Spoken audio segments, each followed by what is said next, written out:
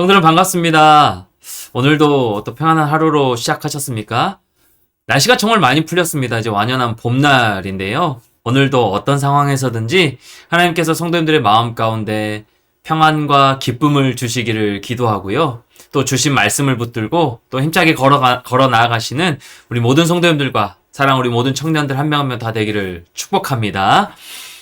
성도 여러분, 누군가 나에게 상처를 주거나 해를 입힌 그 사람을 용서해 보신 적이 있으신가요?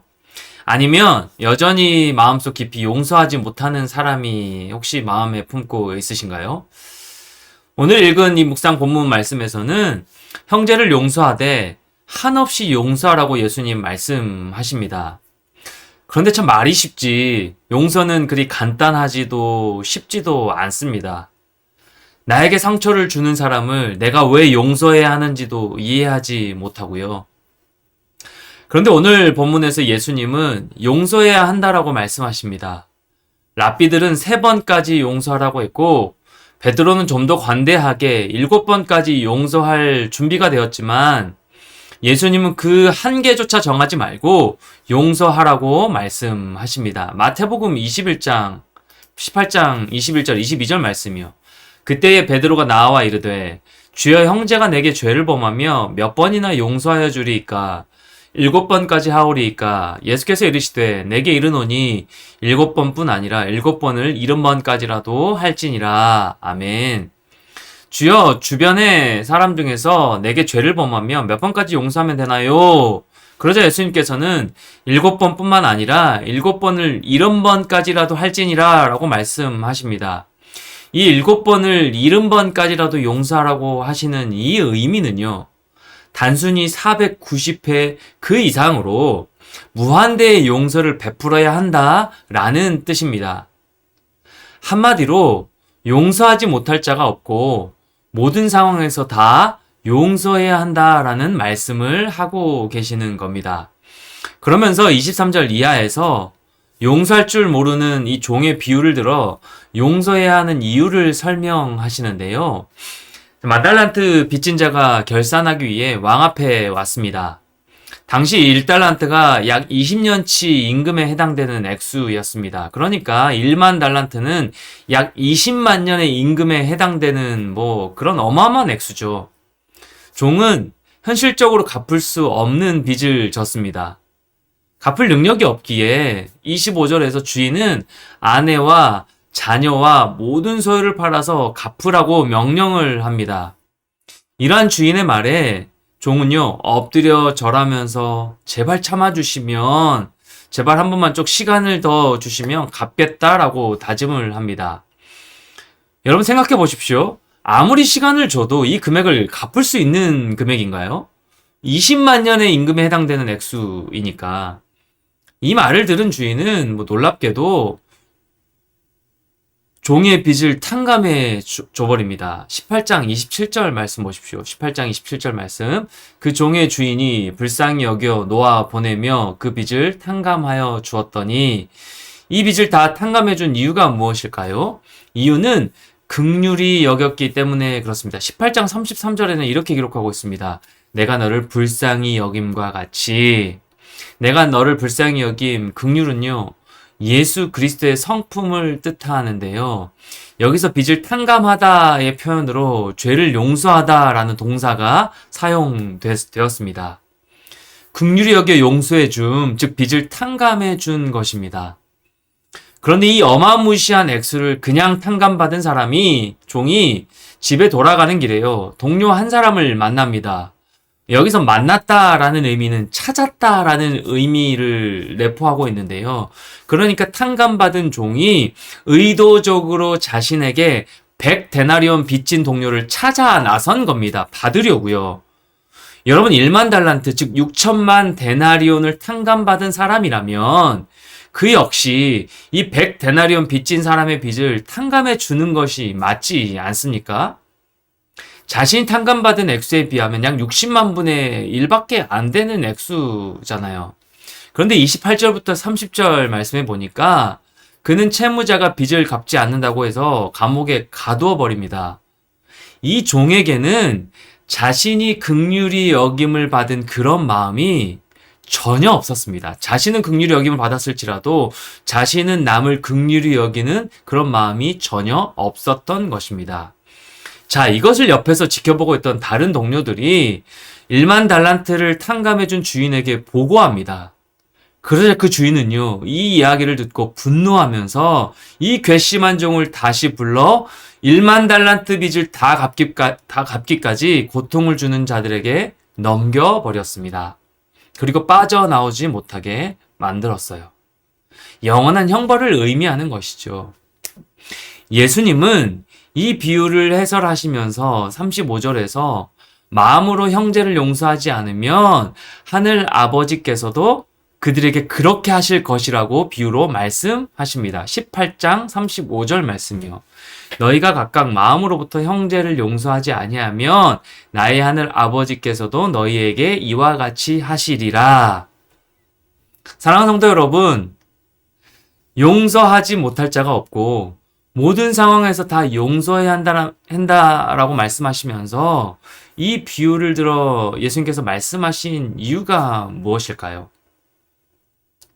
차분히 좀 우리의 삶을 돌아보면 우리가 하나님 앞에서요, 이 1만 달란트 빚을 지고 탕감받은 자처럼 행동하고 있을 때가 굉장히 많이 있다라는 것입니다. 우리는요, 하나님께 6천만 데나리온, 아니 그 이상으로 값으로 환산할 수 없는 죄를 용서받은 자들입니다. 예수님이 우리 죄를 대신하여 죽으심을 이 값으로 따지면 얼마를 매겨야 할까요? 우리는 그 정도로 어마어마한 용서를 받은 자들입니다. 하나님의 긍휼히 여기심으로, 우리를 사랑하심으로 인하여서요. 그래서 여러분, 주변 사람들이 여러분들에게 저지른 잘못, 상처들, 조심스럽지만 분명한 것은요, 우리가 하나님께로부터 탕감받은 그 빚, 그 용서에 비하면 비교할 수 없을 만큼 극히 일부분이다라는 사실입니다. 쉽게 얘기하는 것 아닙니다. 물론 당사자가 아니고서 이렇게 함부로 용서해라 이렇게 얘기할 수 없는 겁니다. 잘 압니다. 그 상황에 처해보지 않는 자는 함부로 용서라는 말을 해서도 안 되는 겁니다. 그럼에도 불구하고요. 그럼에도 하나님께서 우리에게 베풀어 주신 그 은혜를 생각해 볼 때 우리는 충분히 용서할 수 있고 또 용서해야 한다라는 것을 오늘 말씀을 통해서 깨닫게 하시는 것입니다. 왜요? 내가 하나님께로부터 먼저 용서를 받은 자이기 때문에 그렇습니다. 그런데 내가 아무런 대가 없이 용서받은 것은 다 잊어버린 채 살아가고 있다라는 것이죠. 그리고 내가 조금이라도 내게 피해를 입히거나 상처를 주는 자들에게는 분노하고 용서하지 못합니다. 사랑하는 성도 여러분, 용서가 뭘까요? 용서란 우리가 상대방의 죄를 사해 주는 것이 아닙니다. 죄를 사할 권한은요, 죄를 없애주는 권한은 하나님께만 있습니다. 내가 용서한다고 그의 죄가 사해지는 것이 아니에요. 내가 상대방을 용서한다라는 것은 단지 내가 복수하지, 똑같이 되갚아주지 않겠다라는 것이지 내가 그 죄를 사해준다라는 의미가 아닙니다. 주님이 가르쳐 주신 기도에도 이 용서에 관하여 말씀하시죠. 우리가 우리에게 죄 지은 자를 사하여 준 것 같이 우리의 죄를 사하여 주시옵고. 근데 이 구절에서요, 우리말 번역은 조금 오해할 수가 있습니다. 우리가 우리에게 잘못한 사람을 용서하여 준 것 같이 우리 죄를 용서해 주소서라고 한다면 마치 우리가 다른 사람에게 용서를 해주는 것이 하나님의 용서를 받는 조건인 것처럼 생각하기 쉽습니다. 제게 잘못하고 죄 지은 사람을 용서했으니 하나님도 저를 용서해 주셔야 합니다. 라고 우리가 고백할 수 있는 것이죠. 하지만 성경에 쓰여진 이 헬라어 원문으로 보면 우리말 번역과 앞뒤 순서가 조금 다릅니다. 우리 죄를 사하여 주시옵고가 먼저 나오고 우리가 우리에게 죄 지은 자를 사하여 준 것 같이가 뒤에 이어서 나옵니다. 그러니까 나에게 잘못한 사람을 내가 용서하였으니 나의 죄도 용서해 주세요가 아니라 하나님, 우리의 죄를 용서해 주세요. 나는 하나님의 용서 없이는 살 수 없는 존재입니다. 이 고백을 먼저 올려드리는 것입니다. 우리가 늘 죄 가운데 살고 있기 때문에 우리를 용서해 주시고 깨끗하게 하시는 그 하나님의 은혜 없이는 살아갈 수 없는 존재임을 먼저 고백하는 것입니다. 예수님께 받은 긍휼, 이 용서의 은혜를 제가 잊지 않겠습니다. 라는 이 고백과 함께 매일같이 하나님께 용서를 구하고요. 또한 매일같이 상대방을 내가 용서하지 못하는 그 한 사람을 용서하는 것을 전제로 하는 것입니다. 하나님의 용서를 참으로 경험하고 누린 제자라면 형제의 작은 허물을 덮어주고 용서해 줄 수 있는 것입니다.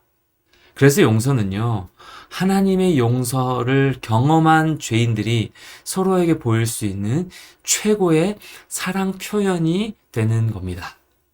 이 용서는요, 한 번에 이루어지는 것이 아니에요. 용서는 일련의 과정입니다. 나에게 상처를 준 자를 있는 그대로 수용하는 일이고요. 내 상처를 하나님께서 사용하시도록 그분의 주권에 내어 맡겨 드리는 일입니다.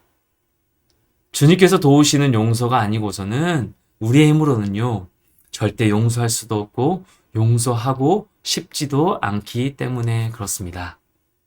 주 안에 사랑하는 성도 여러분, 오늘 이 용서에 관한 비유의 말씀을 통해 먼저 예수님의 용서의 은혜를 다시금 깨닫고 새기는 시간 되시기를 소망합니다. 나아가서 내 안에 이 1만 달란트를 탕감받은 종의 모습이 없는지를 돌아보기를 원합니다. 저도 마찬가지고요. 수백 번 생각해도 또 다시 생각하고 또 생각해봐도 예수님의 십자가는 내가 져야 할 십자가였습니다. 그런데 우리는 대신 십자가를 지신 그 예수님으로 인해 용서를 누린 자들입니다. 나를 긍휼히 여기심으로 용서해 주신 그 하나님의 사랑, 그 예수 그리스도의 십자가의 은혜를 통해 도저히 용서할 수 없고 용서하고 싶지도 않은 그 누군가를 긍휼히 여기게 되는 그 마음 주시기를 축복합니다. 오늘 하루 그리고 우리의 삶 가운데 눈에는 눈, 이에는 이 이런 식의 세상 논리와 기준으로 분노하며 살아가는 것이 아니라 용서와 희생과 그 예수 그리스도의 사랑으로 주님을 따르는 제자가 되게 하옵소서. 이 고백의 기도를 올려드리며 용서하고 용서받는, 용서를 구하는 그런 복된 하루가 되시기를 주님의 이름으로 간절히 축원합니다. 기도하겠습니다. 하나님, 우리를 용서하여 주시니 감사합니다. 죄로 인하여 죽을 수밖에 없는 우리를 그리스도의 피값으로 용서하여 주시옵시고 구원하여 주시고 그리하여 우리에게도 용서할 수 있는 용기를 허락하여 주심에 또 깨달은 그 은혜를 주심에 감사를 드립니다. 우리 마음 가운데 혹여나 용서하지 못하고 분노하고 있는 어떤 누군가가 있습니까?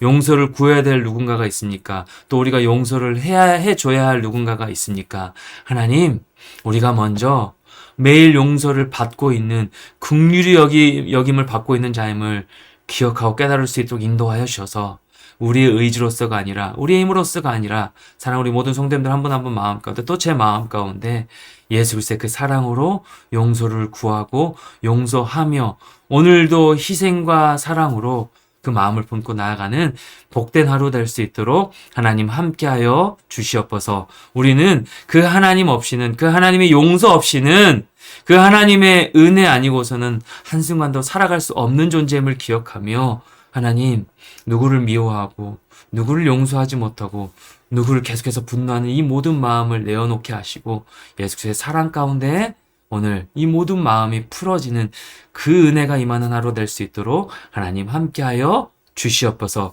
그렇게 용기 주시고 인도하여 주실 그 주님을 찬양하고 기대하오며 살아계신 예수 그리스도의 이름으로 간절히 기도드리옵나이다. 아멘.